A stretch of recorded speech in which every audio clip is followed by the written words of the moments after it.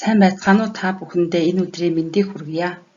Тэргүүлэх багшийн манлайлал үйл ажиллагаанд хүүхдийн хөгжил дэмжсэн суралцахын баяр баясгалан арга зүйн туршлагаа хуваалцаж байна. Туршлагын зорилго хүүхэд үрийн авьяас сонирхол тулгуурлан суралцахыг дэмжихэд таны мэдэхгүй сонин сэтгүүлийг ашиглан их хэлний чадвар эзэмших хандлага төлөвшүүлэх, хүүхэд үр санаа бодлоо солилцох, бусдыг ойлгон сонсох, бусдыг мэдрэх, идэвхтэй нээлттэй харилцах боломж олгох оролцооны арга зүйг мэдлэг чадвар хандлагаар дэмжсэн. Хүүхдийн зүүн ойлгон унших чадвар судлагдгүй бүрийн дасгал даалгавар онцлог явцын үр дүнгийн болон хүндлэнгийн үнэлгээгээр ойлгон унших чадварын гүйцэтгэл бага байгаа нь ажиглагддаг. Ойлгон унших чадварыг дэмжих зорилгоор бага ангиас нь эхлэн таны мэдэхгүй сонин сэтгүүлийг ангиараа захиалан уншиж, бүтээж дасгал даалгавар, туршилтыг хосоор болон багаар гүйцэтгэхэд бусдаас суралцах боломж олгон нэмэлт дасгал даалгаврыг хичээлийн агуулгатай уялдуулан интеграцлан зааж суралцагчдынхаа ахиц амжилтыг үнэлгээний төрөл бүрийн арга хэрэгсэл ашиглан урамшуулахад багш сурагч суралцахын баяр баясгалан хамтдаа мэдэрч сургахын урам зориг бий болдог. Туршиж хэрэгжүүлсэн байдал 1-2 дугаар анги цог сонин алтан түлхүүр сэтгүүлээс үлгэр өгүүлгийг уншин асуултанд хариулах, асуулт зохиох, цохын хичээлээр өөрийгөө сорих, сониучхан болонгоос баасан гарыг бүр тогтмол бүтээж даалгавар багаар хамтарч туршилт хийх, бүтээлээ танилцуулах, гэр бүлийн туршлага, бүтээл сэтгэлгээний даалгаврыг хамтдаа гэр бүлээрээ хийх, бүтээлч ажлуудыг үе шаттай зохион байгуулах нь бусдаас суралцах, илүү их хичээх эрмэлзэлтэй болдгоо. За дараах одоо гэр бүлээрээ цог сонингийн уншиж байгаа байдлыг та бүхэндээ харуулъя. Одоо энэ яаж машинаар та мантай яаж явдаг вэ? Ингэж явдаг вэ? Ингэж явах нь зөв ингэж явах нь зөв. Ингэж явах нь зөв тий. Мантай яаж явдаг вэ машин дээр?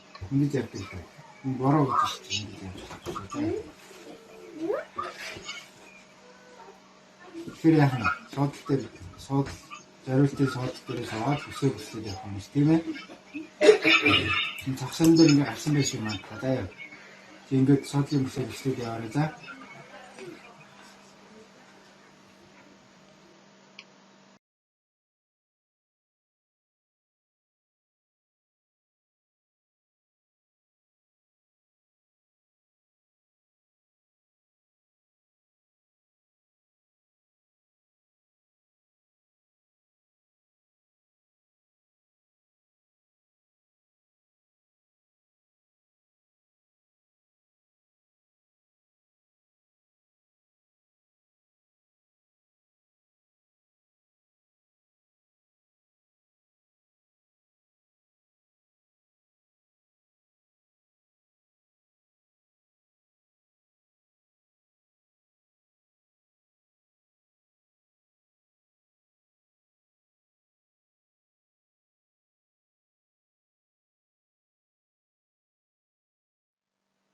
Хураал 4-р ангид хүүхэд бүр өөрийн хамгийн сайн ойлгосон, бүтээсэн, сэтгэн ботсон, бичсэн, цээжилсэн, туршиж хийж тэмдэглэл хөтөлсөн зүйлээ багштай болон найз нөхдөд хөгжүүлэх дугуйлан дээрээ танилцуулах, үйл ажиллагаагаар хэлэлцүүлэг хийж хэвшсэн.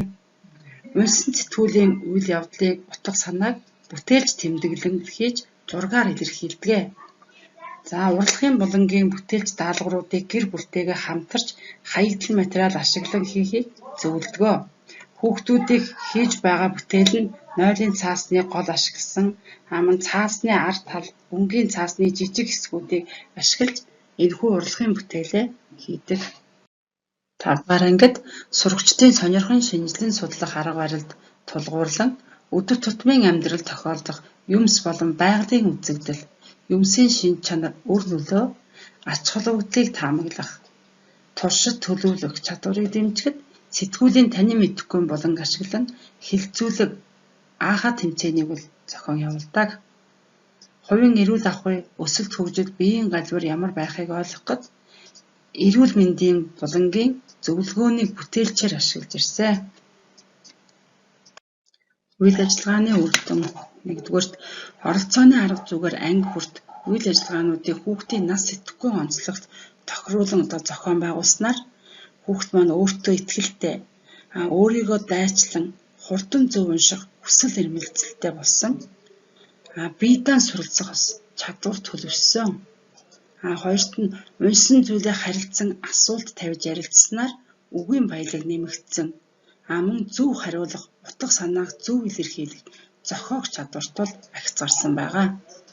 Дараа нь болохоор танин мэдгүй олон зүйлийг ажиглан судалснаар хүүхэд бүрийн ном унших чадвар нэмэгдэхээс гадна бүтээл сэтгэлгээ хөгжиж гэр бүлээрээ ном унших тэр хандлага бол төлөвшсөн. Зөв хурдан ойлгон унших чадвар сайжирснаар дасгал даалгаврыг бусдын дэмжлэггүйгээр хийх чадварт бол ахиц гарсан байгаа. Суралцагчдын минутанд унших үгийн тоо ахих, уншсан зүйлийнхээ гол санааг бичих, номын тэмдэглэлийн үгийн утгыг тайлбарт хөтлөх чадвартай болж байгаа ажлын үр дүнгээс харагдсан. Эхлэлийн хичээлээр унших бичих чадварыг хөгжүүлэх үйл ажиллагаа бол илүү төлөвлөлтөн зохион байгуулагддаг. Гэвч сонсох, ярих чадварыг хөгжүүлэх цаг бол бага байдаг. Ийм учраас танин мэдхгүй сонин сэтгүүлийг хичээлдээ ашигласнаар сургалтын хөтөлбөрийн эдгээр суралцахын зорилтуудыг дэмжихэд түлхэж болсон байгаа. Ангийн минутанд унших дунд чинь намар өвөл хаврыг харуул бага багаар өсөлттэй байгаа нь бол харагдаж байгаа. Мөн уншаад ойлгох чадварын ангийн дунджийг намар хаврын байдлаар бол харуулхад хүүхдүүд маань бас эдгээр чадварууд дээр ахиц гарч байгаа нь үүнээс харагдаж байна. Бусдад хүргэх туршлага багш бүр өөрийн гэсэн туршлага байдаг бөгөөд түүнийг олонний хүртээр болгох нь боловсрын шинжилэлд оруулж буй бидний чухал хувь нэмэр юм.